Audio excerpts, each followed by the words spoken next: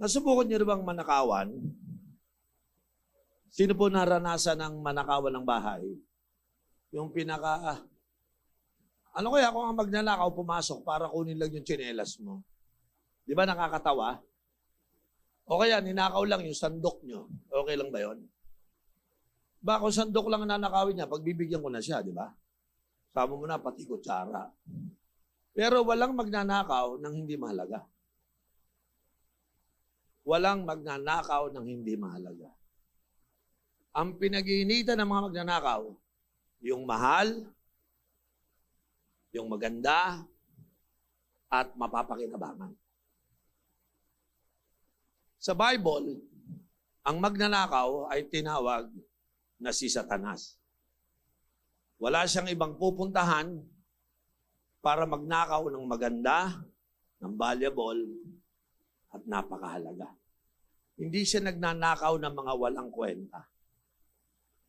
So if you think your life is important, if you think your life is so valuable, expect. Sabi po ng Bible sa John chapter 10 verse 10, the thief comes only to kill, to steal, kill, and destroy. I have come that they might have life and have it to the full. Dito sa isang verse na ito, napakayaman. Ang daming kayamanang makikita mo dyan, lalong-lalo na para maka-apekto to sa buhay mo. May binanggit ditong the thief. Ang the thief na yan, walang iba kundi si Satan and his demon forces. Ito po ay isang spiritual na thief na maaaring hindi mo malaman kasi this is invisible.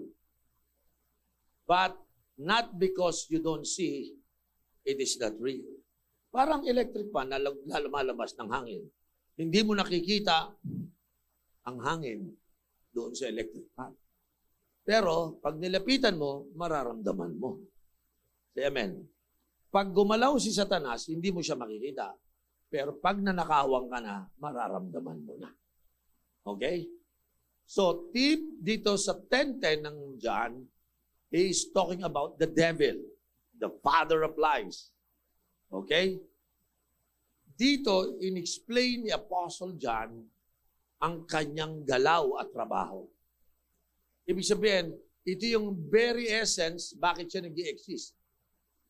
Ito yung gawain niya. At ano daw yung gawain niya? He comes only to steal, magnakaw, kill, pumatay, destroy, mangwasa. Ito yung hindi naintindihan ng marami. Akala nila, life when is down, akala nila, wala lang pera. Hindi nila alam, hindi po, may attack na kasama niya. So unfortunately, if you are not spiritually inclined with God and the Bible, you ignore the work of the devil, which is to steal, to kill, and to destroy. So mas marami pong napapahamak, nasisira ang buhay. Ganito yan. Kahit anak ka ng mayaman, kaya kanyang destroy. Kahit nag-aral ka pa, kaya kanyang i-destroy. Kahit mayaman ka, mataas ang pinag-aralan mo, kaya kanyang i-kill, steal, and destroy. Kahit matalino ka, malaki sweldo mo, may business ka, kayang-kaya kanyang i-steal and to destroy. The moment you ignore the work of the devil upon your life, magsasuffer ka dito ng grabe. So it is good if a pastor will preach about this devil. Una, may prepare ko kayo. Pangalawa, maihanda mo sarili mo. Apparently, mayroon siyang isang word na binanggit dito sa scripture, yung thief. Pero after that, sinabi niya, I have come. The thief comes, ito naman, I have come. He's talking about Jesus Christ. Kung ang trabaho ni Satanas is to steal, to kill, and destroy, ang trabaho ni Jesus, I have come that they might have life and have it to the full. What is the meaning of that word? Jesus come to your life to give you life. The word life in Greek is zoe. So, I have give you zoe. The Zoe word means quality kind of life. Kung si Satan pupunta mag-steal, to kill, to destroy, ako pupunta ako siya para bigyan kita ng quality kind of life. How many mo you want that Zoe life, that quality kind of life? And then sinabi niya, and have it to the full. Ibig sabihin, yung life mo is maximized. Punong-puno ka ng pagpapala. So there were two contrasting activity between God and the devil. It must be clear in your mind and in your heart. The devil will come to me just to steal, to kill, and to destroy. But when Jesus comes to my life, He will give me a quality kind of life and He will make it abundant in my life. So may mga tao na alam yung galaw ni Satanas na labanan nila. Yung iba naman galaw ng Diyos, mas nagawa niya. Unfortunately, whether we like it or not, sometimes Christians don't know the activity and the attack of the enemy against their life. Are you still here? So dito, pinapakita natin muna na may gumagalaw sa mga buhay natin. If you allow the devil to come upon your life, then you will be still, something will be still, kill, and be destroyed in your life. Ako po ay 37 years ng pastor. Nasamahan ko ang mga bata mula bata hanggang sa sila nagkaedad. Nakita ko sila sumama sa Panginoon, pero naisahan sila ni Satanas. Hindi ulat ng Kristiyano, pasok. Karamihan sa Kristiyano, naiisahan eh. Naiisahan talaga. Kasi they are not aware that Satan is here to steal. Kawawa. Bigyan ko nila sa experience. Nawa ko sa mga bata, nag-church na, nagpupunta na sa simbahan, lumalakad na. Akalain mo, hindi pa nakagraduate, naisahan pa yon. Ha? Eh di sana maganda na yung trabaho niya, malaki na sweldo, kaya nakapag-business na siya. Bumagsak ho siya, nasira ang kanyang pag-aaral. Dahil sa frustration niya, uminom, nag-drugs, ngayon nakakulong. Nanakawan. Ano ang target ni Satanas? And I want you to hear this, reading another scripture, okay? Basahin natin itong 2 Samuel chapter 23, verse 11. Tingnan nyo. Next to him was Shammah, son of Agi, the Hararite. When the Philistines banded together at a place where there was a field full of lentils, Israel troops fled from them. Tingnan nyo itong verse na to. Merong isang taong si Shammah, sabi ng Bible, merong Philistine, ito yung sinasabi ko sa inyo, ito yung mga demonic-inspired, devil-inspired people, the Philistine, fighting and making war against Israelites. They are not just Philistine, they were demonic-inspired people. May mga demonic-inspired people po. The Philistine were considered demonic-inspired people because they keep on fighting against the people of God. And now, do you know how they did it? The Philistine, the demonic people, banded together at a place where there was a field. Say that word, field. There was a place, field. But it was full of lentils. Ibig sabihin, it's full of harvest. Yung lentils po, yan po yung mga munggo-munggo, mga beans. And apparently, the Bible said, tinarget ng Philistine, nagsama-sama yung mga sundalo nila, nilusob nila yung harvest field nila.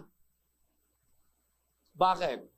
Not because of the field, but because of their harvest. Alam nyo, ang Israelita, sabi ng Bible, sa binasa po natin, Israel troops versus Philistine.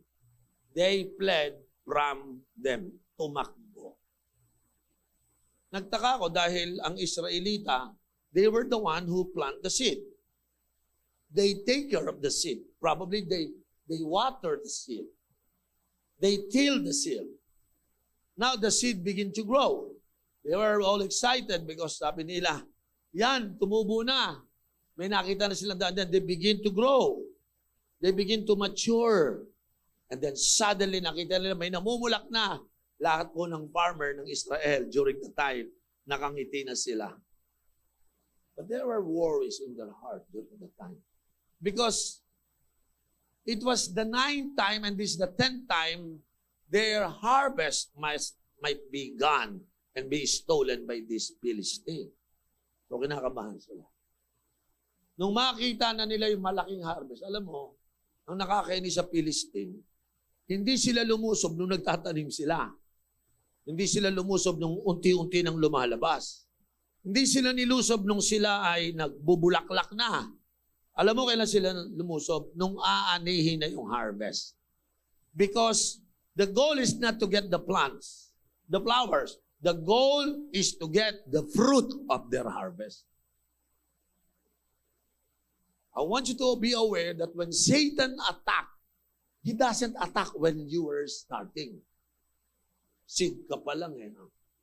He doesn't attack you when you are growing. He attacks you when you begin to become fruitful. Are you listening? The attack will come during the moment of your fruitfulness. During the time you're about to get your harvest. Woo! Hallelujah! Ang haba ko nag-aral, 20 years. Finally, nasa trabaho na ako. And then, attack will come. Hindi siya uma-attack nung ikaw yung naghahanda. Ina-attack dito sa istoryang ito nung naging fruitful na, harvest na yung time, season ng life. So here, mapapansin natin, sa pinag-aaralan po natin ngayon, meron tayong makikita po ditong elemento na dapat po natin lahat makita. Wag ho tayo maligaw, okay? Meron ditong harvest. Una, gusto kong magbigay ng statement. Every one of us is under threat. What is the threat? Our good life. Our quality kind of life. Our harvest. May threat ang bawat isa. Every student may threat kayo. Every young adult nagtatrabaho, may threat kayo.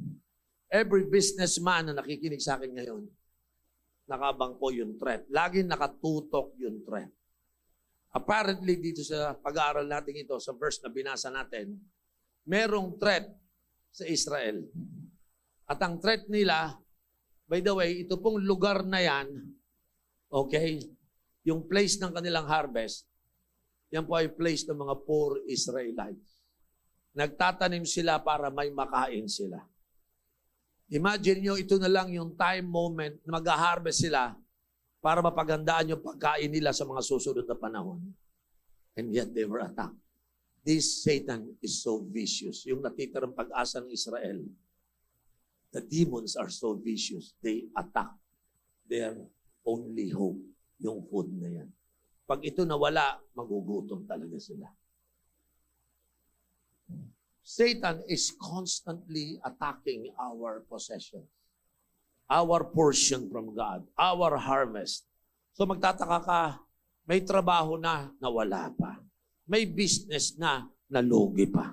Nag-aaral na tumigil pa. Lahat ng potential ng harvest, Satan will come to steal, to kill, and destroy that opportunity for you. That's why kung hindi po kayo aware, mayroong threat ngayon sa buhay natin. Well, meron akong anak na 4, lahat sila hindi exempted sa threat na ito. May trabaho ka, pero may threat ka. Because Satan has the habit that our harvest is about to be stolen. Yan po ang sinabi po ng verse 11. Nagtipon-tipon ang mga Philistine, pupuntahan nila yung mga tao nag-harvest, tatakutin nila yan para tumakbo, at pag tumakbo sila nang dahil sa takot, ate na lahat ng kanilang harvest. Hindi sila nagtanim, hindi sila nag-alaga, hindi sila nagdilig, hindi sila naghukay. It's the work of the hard-working hand of these Israelites. Di ba nakakapagod? Ikaw nagpagod, tapos kukunin lang. Tapos nung dumating yung mga kukuha na hindi ka lumaban, tumakbo ka pa. Diba? So nagtataka yung mga bata, bakit tumakbo natin? So this is what's happening. When there is a threat, will you run or will you fight? Ito ba yung challenge sa lahat po sa atin? When the threat is there, the Bible said, tumakbo sila, natakot po sila dito. Why? Because the owner of the harvest, hindi po siya nag-protect ng kanilang harvest. May mga tao kasi po, pag dumating na yung harvest, masaya sila.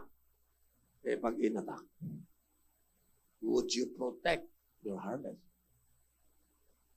Ba't hindi ka nakatapos? Hindi ka nag-protect eh.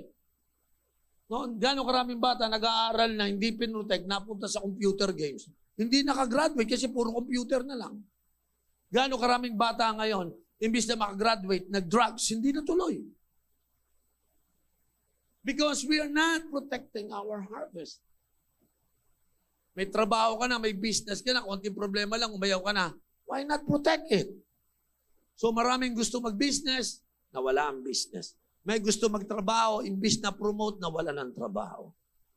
Hindi mo naman pinoprotect yung trabaho mo. Gawin ni Satanas ang trabaho mo, maniwala ka. So Satan is busy snatching, stealing all the blessing that God intended for you. Ikaw kasi makikipaglaban. Sagot ni Lord, patubuin, nung alaman mo, pabungahin, maging fruitful ka. Pero may kalaban, magnanakaw eh. Baka tulog ka, ninanakaw, pag-ising mo, wala na. What will happen to your family if Satan keep on stealing all your harvest? Eh di wala yung pambayad ng tubig, ng kuryente, pampaaral ng anak, wala rin yung pambiling bahay. Wala rin yung pambiling kotse, pampaaral ng anak. Wala lahat yun. Kasi you let the devil steal your possession. Sa kanila, yung lentils, yun ang pagkain lang nila araw-araw. Akalain mo, pinatulang pa ni Satanas, kinuha pa rin yun. One reason why the devil keep on stealing against us, because he wanted us to curse God. Para magsabi tayo, ano bang klase? Akala ko ba may Diyos tayo, ba't hindi tayo sinasamahan? That's not true. So, merong threat, pero sa threat, either tatakbo ka o lalaban ka. What do you choose? Apparently sa scripture po na ito, yung harvest, the Israelites had been attacked, but they are unwilling to protect the harvest. Kaya yun ang challenge ko. 37 years na po ako nagpastor. Super hirap mag-aral. Bago nakagraduate, dumaan sa pahirapan. Tapos nagtrabaho, nakakuha ng posisyon. Sumasweldo, na-promote. Akalain mo, nag-backslide. We have one story to tell. Isang tagadulos, sumama sa church, na bago buhay, lumago.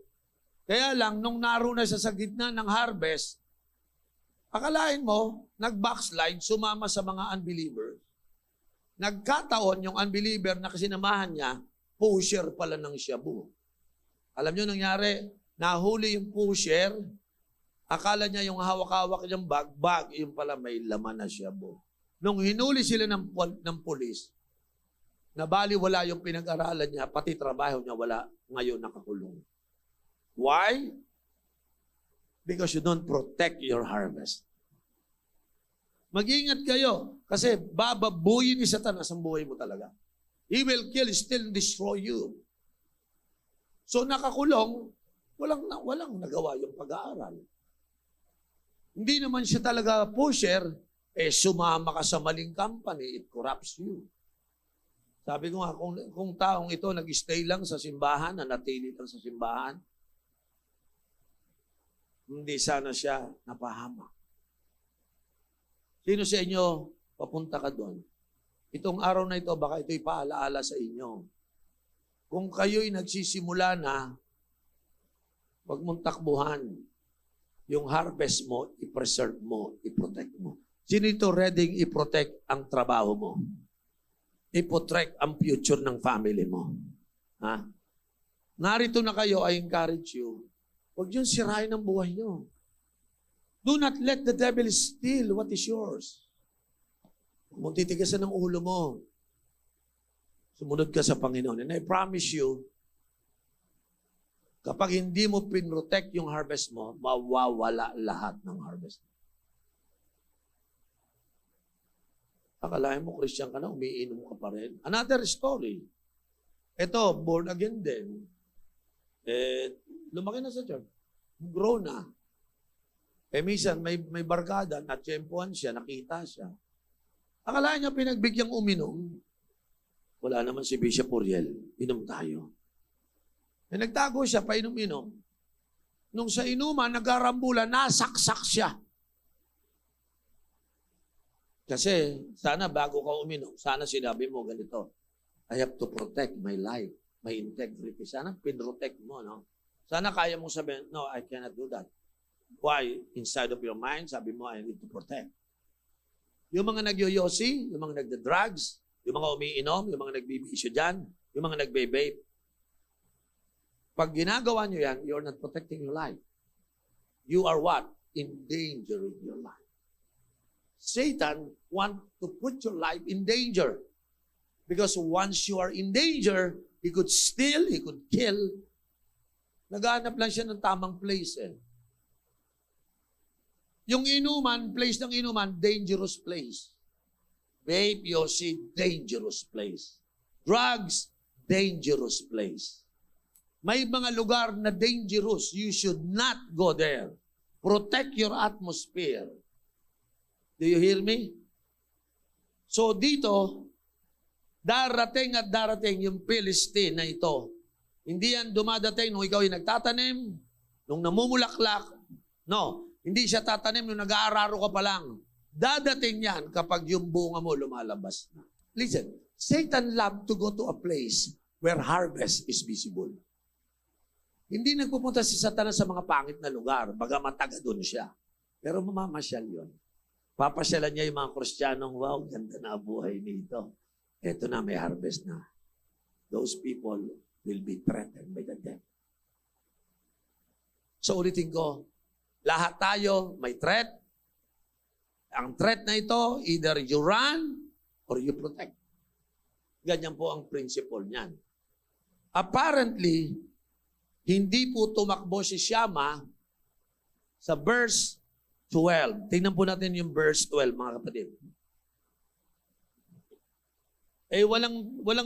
Walang lumaban, tumakbo. Pero merong isa, ang pangalan niya si Shammah. Say that word, Shammah. Parang hina nyo ngayon. Nagtanggalin na ba kayo? Ulit sabay. Shammah. Ang bida dito ay si Shammah. Okay? Itong si Shammah, sabi ng Bible, he took his stand in the middle of the field. Parang ganito. Si Shammah, napansin niya, lahat ng tropa tumakbo. So nakita niya, yung field, punong-puno ng harvest, yung dapat mag-harvest, nagtakbuhan, so wala na mag-harvest. Tapos, pangalawa, paparating na yung kalaban. Nung paparating na yung kalaban, itong mga kakampi niya, nagtakbuhan. Pero si Shammah, iba. Sabi mo, iba si Shammah. Imbis na tumakbo, he stand on the middle of the field. Hindi siya tumayo doon sa gilid, sa gitna. Kasi pag sa gilid, madali na lang tumakbo, baka pag natakot. Pero sabi niya, doon ako sa gitna. Eto, nasa gitna ako, hindi na ako pwede tumakbo. Eto, patay kung patay na to. Tumayo siya ngayon, si Shammah. He took his stand in the middle of the field. Nagtaka ngayon yung mga Philistine. Sino ka? Ako si Shammah. Shammah? Hindi nila alam. Ito yung top 3 general ni David. Kaya sabi dito, but Shammah, sa verse 11, balik mo sa verse 11, next to him was Shammah. Sa verse 10:9, may naunang dalawang siga ni David, warrior. Itong si Shammah, hindi siya ordinary. Warrior din to. Isa siya sa mighty general, warrior ni David. So tumayo siya ngayon. Kilala niya sarili niya. Hindi ako papayag na 10 taon na kaming ninanakawan nito. Yung cycle of defeat, mag-e-end today. Ganun ang klase.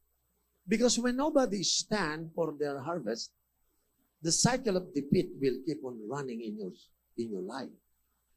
Hindi ba kayo nagtataka? Bakit ang hirap nyo? Lolo mo mahirap, tatay mo mahirap, ikaw mahirap. That's a cycle of defeat from one generation to the next generation. Until one day someone stood up.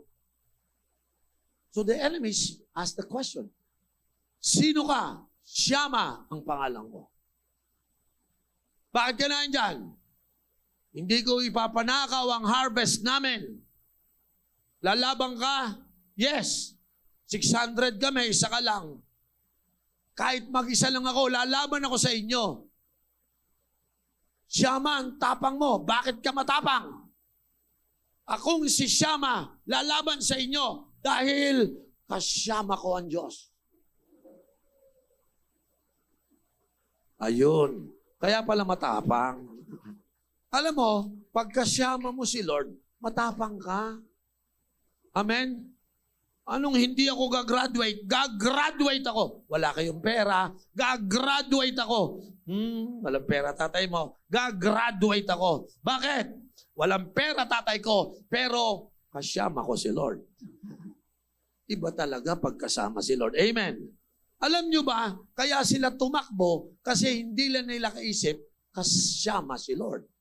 Pero si Shama, sabi niya, Lord, sasyama ako sa iyo. Makikipaglaban ako.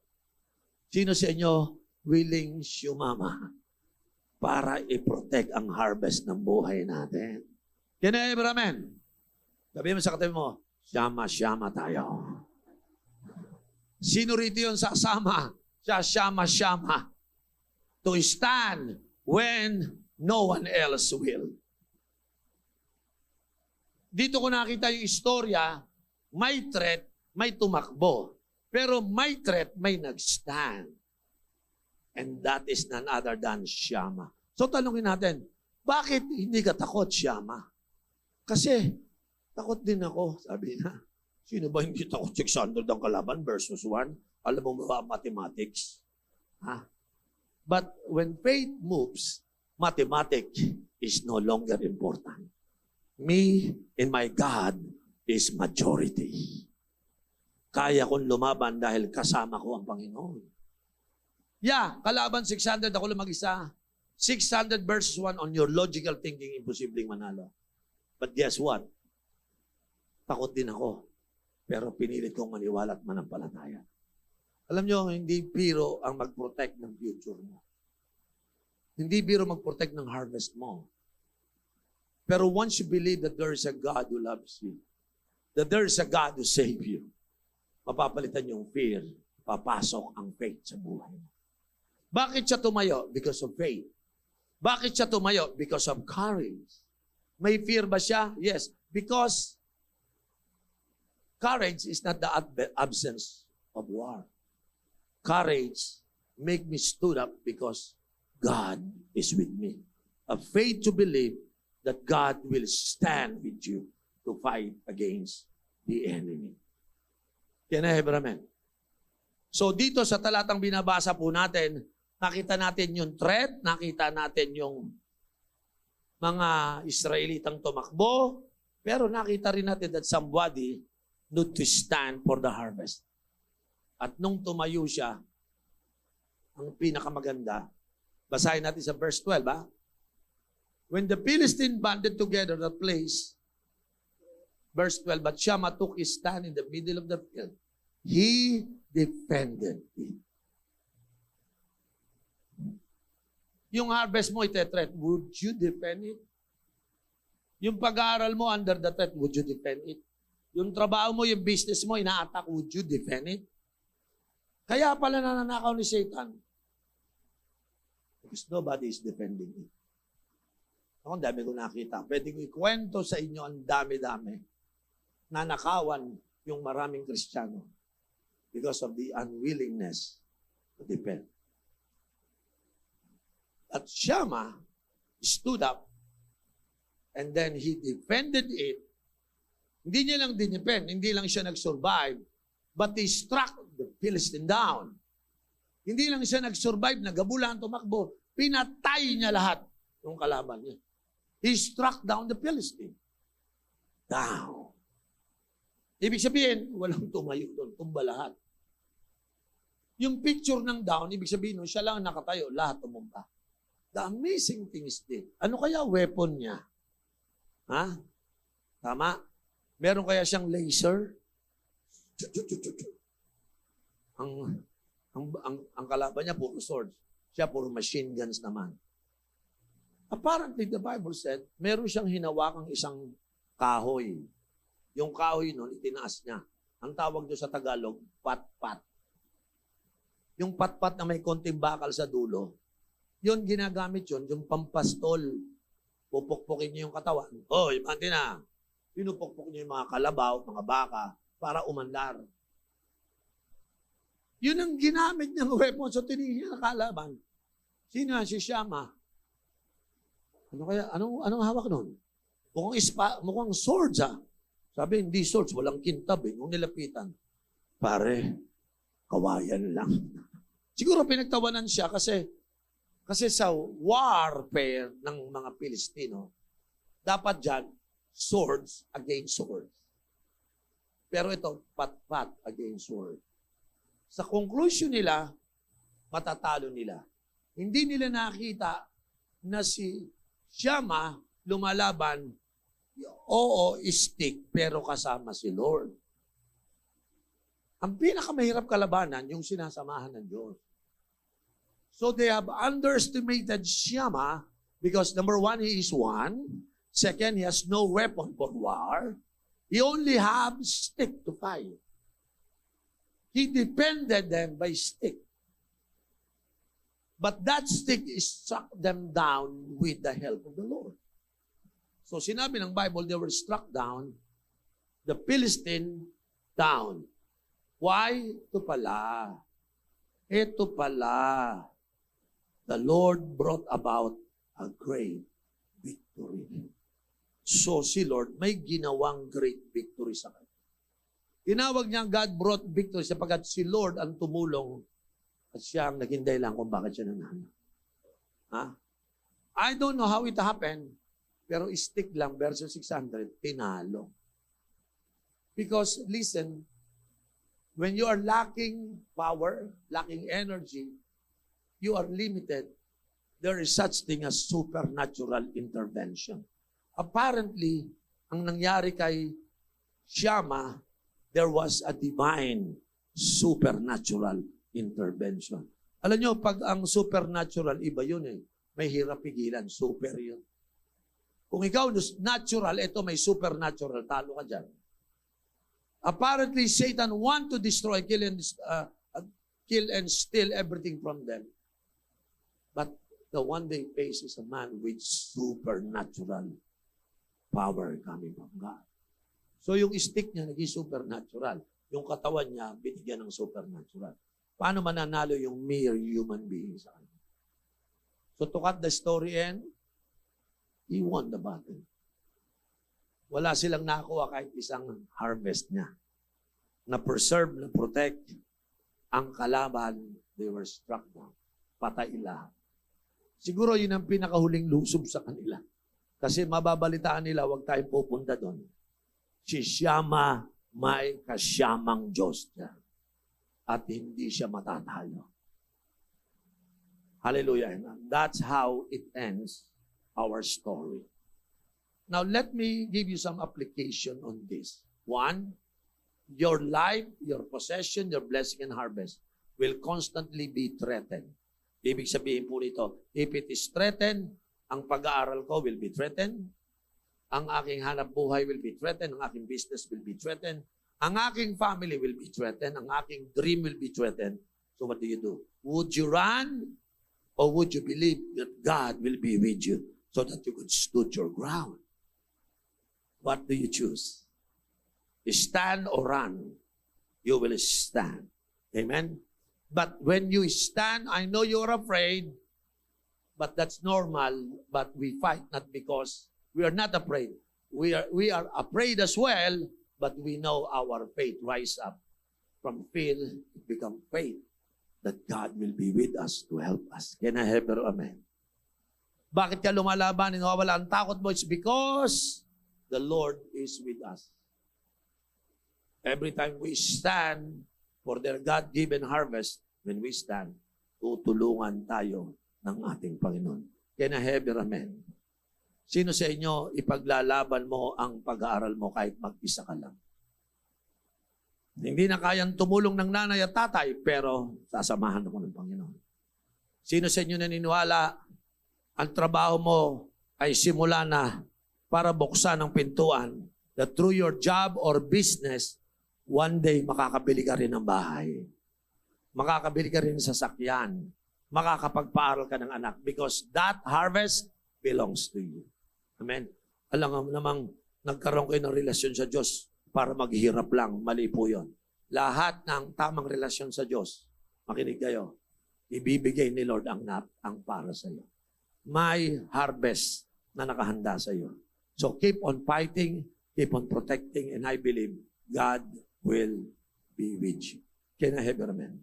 Tumayo tayo lahat, mga kapatid. Tumayo tayo lahat. Hallelujah. Today, I will declare, lahat ng tagadulos na nakinig sa akin ngayon, I want you to be aware na meron kang harvest. Are you aware na meron kang harvest? Second, but you're also aware that my harvest is also under threat. Tinetreat ni Satan lahat. Pati po yung mga harvest nyo sa bahay, sa pamilya mo, sa hanap buhay, sa business mo, under threat po yan. But, because we are under threat, we should not run. We will stand our ground. How do you stand on your ground? Sabihin ko po ito sa inyo. Ganito paglaban. Number 1, every day, we fight through worship. We fight through? Bakit? Ano connection ng worship? Ha? Because worship invites the presence of God, the Lord with us. Every morning, the time you worship, you can feel the presence of God. Ibig sabihin, when you worship, you can feel that God is with you. Yung po yung nagpapatakbo ng takot. Pangalawa, through prayers. Through prayers. Sa panalangin po, i-connect mo yung sarili mo sa Panginoon. Sabihin mo sa Kanya, Lord, wala akong puhunan sa business. Lord, wala akong pampaaral. Gusto kong gumraduate. Lord, hindi ko alam paano ako lalaki ang kita ko para hindi lang umayahon sa kahirapan, Lord, but mag-excel ako, Lord. God will give you wisdom to be promoted in your job. Itong prayer at worship is very important. Yung pangatlo po is the Word of God. Diyan pa kukuha ng guidance. Diyan pa kukuha ng revelations. Are you still here? Di ba totoo lang? Sometimes di natin alam ang gagawin natin. Bukan mo magbasa ka ng Bible and then you will find out. God will show the way. God will lead you. God will show you the way. You will walk with God toward your journey, your destination. Kaya para sa akin, if I want to stand up, to fight for my harvest, tapos wala akong worship, wala akong prayer, wala akong revelation of God's Word, I'm sorry to tell you, you're mistaken. The enemy is unseen. The enemy is invisible. Ang katapat lang niyan, yung ating Diyos na hindi nakikita. Amen? May katapat si Satanas, hindi tayo si Lord. If the devil is unseen, my healer is invisible. And he will constantly guide me and lead me. Because he is the shepherd of my life. So today, sabihin mo sa katabi mo, be at peace. Your harvest is for you. Sa'yo yan. Fight for it. No? How do we fight? Worship, prayers, and God's Word. Yan ang gagamitin natin panglaban nung tayo'y tumatayo. Walang mawawalang harvest sa buhay mo if you know these three things. Can I have amen?